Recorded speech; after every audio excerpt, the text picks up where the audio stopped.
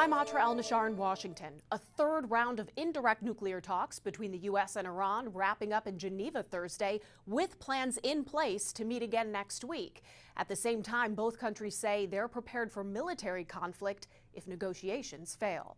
With their military forces on standby, the U.S. and Iran meet again. The U.S. trying to prevent Iran from developing a nuclear weapon. Iran pushing for the end of economic sanctions. Mediating the talks, Oman's foreign minister saying there was significant progress in the negotiation between the United States and Iran. We will resume soon after consultation in the respective capitals. Discussions on a technical level will take place next week in Vienna. Top U.S. negotiator Steve Witkoff signaling urgency earlier this week. They're probably a week away from having industrial grade bomb-making material. Thursday marks 7 days since President Trump said this about whether he'll stick with diplomacy or use military force. You're going to be finding out over the next probably 10 days. If the U.S. and Iran do manage to reach a deal that scales back Iran's nuclear program, it may not be enough to prevent military action, because it's not just the nuclear program the White House is worried about. Iran refuses